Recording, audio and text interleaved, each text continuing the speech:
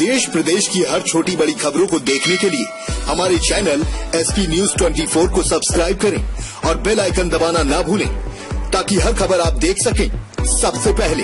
कानपुर दक्षिण बिधनू थाना क्षेत्र अंतर्गत राजेनगर में एक महिला ने ससुराली जनों पर दहेज की मांग करते हुए प्रताड़ित करने का आरोप लगाया, जिसके बाद महिला की तहरीर पर बिधनू थाना में आरोपियों के खिलाफ मुकदमा पंजीकृत किया गया।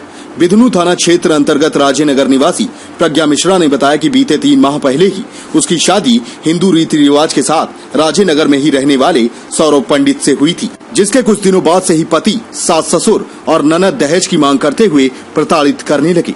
पीड़िता का आरोप है कि 15 अप्रैल को ससुर छविनाथ दुबे ने शराब के नशे में बदनीयती से हाथ पकड़कर छेड़खानी की। विरोध करने पर पति सहित सास ससुर और ननद ने गाली गलौज और मारपीट शुरू कर दी, जिसके बाद ससुराली जनों से बचते हुए मंगलवार को पीड़िता ने ससुराली जनों के खिलाफ बिधनू थाने में शिकायत पत्र दिया। थाना प्रभारी पुष्पराज सिंह ने बताया कि मामले में मारपीट, दहेज प्रतिषेध सहित अन्य संबंधित धाराओं में मुकदमा पंजीकृत कर दिया गया है। आरोपियों की गिरफ्तारी करने का प्रयास करते हुए अग्रिम विधिक कार्रवाई जारी है। कानपुर से हिमांशु विश्वकर्मा की रिपोर्ट। मेरा नाम प्रज्ञा मिश्रा है। मेरी शादी 4 मार्च को हुई थी सौरभ पंडित के साथ में, और फिर उसके बाद मेरी शादी होने के बाद ये लोग मेरी चौथी जैसे ही आई तुरंत इन लोगों ने हमें मारपीट चालू कर दी। मारपीट करते थे ये दहेज के कारण। दहेज मेरे पापा देते नहीं थे, कहते थे 1 लाख रुपये लेके आओ। जब मेरे पापा ने मना कर दिया कि ये पैसे मेरे माँ बाप नहीं दे पाएंगे, इसके बाद फिर ये रोज डेली मारपीट करना। मेरी सास भी मारती थी, और मारने के बाद फिर जब हमने मना कर दिया तब फिर ये मेरे हस्बैंड और मेरी सास कहती थी कि नहीं लाओगे तो हम तुमको जान से मार देंगे। तो हमने कहा ठीक है। तो फिर ये कहती हैं मेरी सास और मेरे हस्बैंड सब लोग बाहर चले गए थे। मेरे ससुर रात में आए थे 11 बजे शराब पी के। आने के बाद मेरे ससुर ने मुझसे पानी मांगा तो मैं पानी लेकर गई। पानी ले जाने के बाद उन्होंने मुझको धक्का दे दिया। धक्का देने के बाद मैं बेड के ऊपर गिर गई। गिरने के फिर मैं भागी कमरे से, और कमरे से भागने के बाद फिर इन्होंने मेरा मुंह दबा दिया। दबाने के बाद मैं चीख नहीं पाई और ना चिल्ला पाई। फिर इन्होंने मेरे साथ छेड़खानी की। मेरे ससुर ने छेड़खानी करने के बाद जब मेरे पति आए तो मैंने उनसे बताया तो कहते हैं कि तुमको मिट्टी तेल डाल के तुमको फूंक दूंगा। तो बहुत ही माफ़ी मांगने के बाद मेरे पति ने मुझे छोड़ दिया। तो कहता है अगर तुम बताओगे तो तुम्हारे घर वालों को मैं मार दूंगा, और फिर ये धमकी दी। फिर उसके बाद मैंने अपने माँ बाप के पास फ़ोन किया। फ़ोन करने में मेरे पापा जब लेने आए तो मेरे पापा को बहुत ही मेरी सास ने बहुत मारने दौड़ी, और फिर जब इनने 1 थप्पड़ मारा तो फिर मेरे पापा मुझको जान बचा के कैसे भी लेके आए। ले आए फिर मैं मैके में थी अभी, और आने के बाद मेरी सास धमकी देती है, मेरे ससुर और मेरे हस्बैंड सब लोग आके धमकी देते हैं। मना करने के बाद ये लोग दुकान पे आके मेरे पापा को मारा पीटा और कहते हैं कि अगर बेटी को नहीं भेजोगे तो तुमको जान से मार दूंगा। धमकी देकर चले गए। मेरी सास मेरे हस्बैंड सब लोग दोनों लोग मारते पीटते थे, कहते थे कि दहेज लेके आओ। तो हमने दहेज मना कर दिया, तभी ये लोग मारते पीटते थे।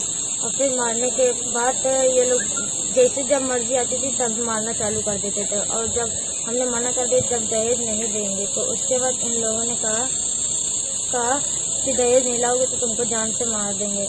और मारने के बाद इन लोगों ने फिर मेरे घर वालों से भी कहा कि धमकी दी, सबकी धमकी दी, सबको मार दूंगी। और फिर मारने के बाद फिर एक दिन सब लोग चले गए। जाने के बाद मेरे हस्बैंड आए, हस्बैंड भी चले गए, सब चले गए थे। कहाँ चले गए थे? तो बताया नहीं था। और फिर मेरे ससुर रात में आए थे 11 बजे करीब आए थे। रात में शराब पी के आए थे। मैं कमरे में थी और मुझसे पानी मांगा था।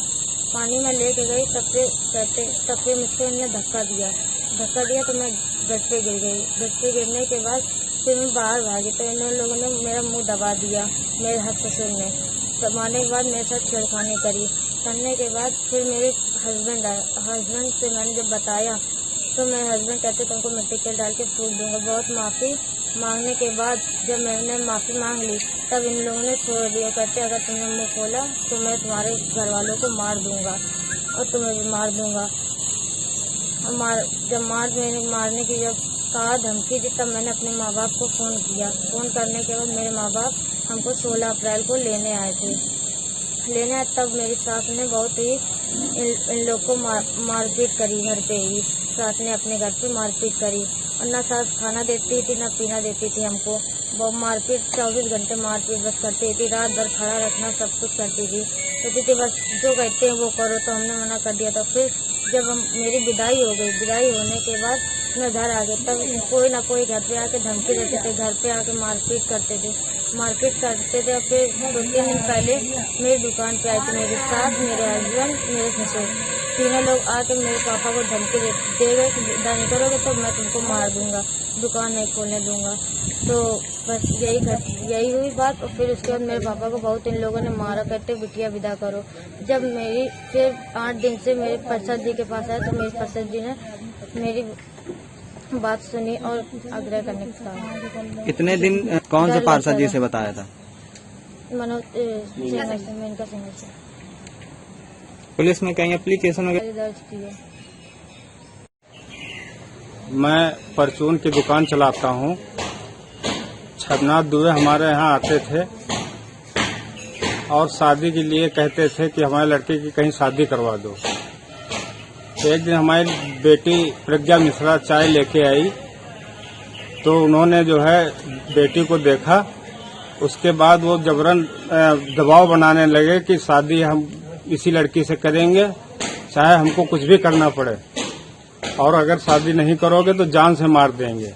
मजबूरन हमको शादी करनी पड़ी। शादी करने के बाद में बिटिया को शादी की आपने? 4 मार्च को। उसके बाद में हमने गोपेश्वर गेस्ट हाउस से शादी करी। उसके बाद में इन्होंने जो है बेटी को ले जाके प्रताड़ित करना शुरू किया।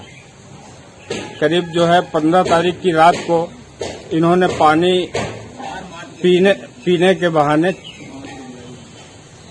15 अप्रैल को पानी पीने के बहाने इन्होंने हमारी बेटी से पानी मंगाया और वहीं पर जो है इन्होंने उसके साथ शारीरिक शोषण करने की कोशिश की। 15 तारीख को हमारी बेटी का फोन आया कि पापा हमें लेवा ले जाओ आके। मैं वहां से बड़ी मुश्किल में लेवा के लाया। 15 दिन तक तो हमारी बेटी गुमसुम रहती थी। उसके बाद इन्होंने विदा कराने के लिए कहा, तो हमने जो है कहा कि हमारी बेटी अभी राजी नहीं है। बेटी जब बहुत बेटी से पूछा तो उसने बताया कि पापा हमारे साथ जो है ये घटनाएं 15 तारीख की रात में हुई हैं। उनका ससुर जो है हमारे साथ छेड़छाड़ करता है और शराब पी के शारीरिक शोषण करता है। तब हमको जब मालूम हुआ, तब मैं पार्षद जी के पास आया, माननीय मेनका सेंगर के पास में। तो इन्होंने जो है हमको थाने भेजा। थाने में एफआईआर दर्ज करी गई। उसके बाद में हम प्रशासन से यही अपील करते हैं कि हमको बढ़िया से बढ़िया न्याय मिले। और इन्होंने 3 शादियां की है, चौथी हमारी बेटी की ये शादी है। प्रशासन से मैं ये अपील करता हूँ कि आगे और किसी बेटी की जिंदगी न बर्बाद हो और हमको न्याय मिले। धन्यवाद। मैं राजेनगर का रहने वाला हूँ। मेरी दुकान सागरपुरी चौराहे पे है। मेरी दुकान पे छबनाथ दुबे अधिकांश आते जाते थे, बैठते थे। एक दिन इनका लड़का भी आता जाता था, थोड़ा बहुत सामान ले जाता था। मेरी लड़की एक दिन घर से आई चाय लेके मेरे पास, और इसके लड़के भी आया, उनका सामान लेने के लिए आया। तो उसकी नजर पड़ी मेरी लड़की के ऊपर।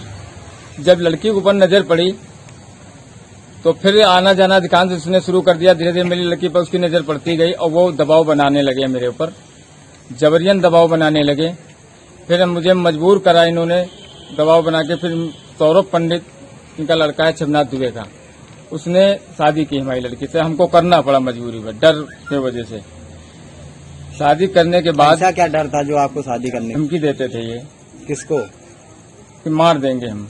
तो शादी करनी पड़ी। अपने बचाव के लिए सोचा चलो कर देंगे, अब जान मेरी बच जाएगी, चलो लड़की रख लेंगे। अब वहां जब लड़की की शादी मैंने कर दी, उसके बाद अब लड़की के ऊपर इतना ज्यादा ये तांडव कसे हैं, मारपीट, गाली गलौज, छेड़खानी, सब कुछ इसके साथ हुआ। सारी हदें पार, फिर हदें सारी पार कर डाली। तब मेरी लड़की एक दिन मेरे पास फोन किया इसने 16 को सवेरे, पापा हमको ले जाइए। बहुत रोती रही, गिड़गिड़ाती रही। मैं गया, मैं भी गिड़गिड़ाता रहा, इनसे भेज दो। मारपीट की मेरे साथ, नहीं भेजा ये। उल्टा सीधा करके फिर लड़की हाथ पैर जोड़ जाड़ के वहां से निकल के आई मेरे घर। फिर ये दहशत में रहने लगी, कुछ सही बात न बताए, पूछते रहे हम कई बार, दहशत में बताया नहीं। चलो ये 10-15 दिन धीरे धीरे गुजर गए। फिर इससे हमने पूछना चालू किया, जब ये जबरियन फिर दोबारा विदा कराने के लिए हमें प्रेशर डाली, तब मैंने लड़की से फिर पूछा तो इसने बताया मेरे साथ छेड़छाड़ हुई, मेरे साथ बहुत सारी घटनाएं हुई। तब मैंने इधर उधर देखा कि किसके पास जाऊं अपने बचाव के लिए, तो मैं अपने बचाव के लिए पार्षद जी के पास गया, हाथ पैर जोड़े।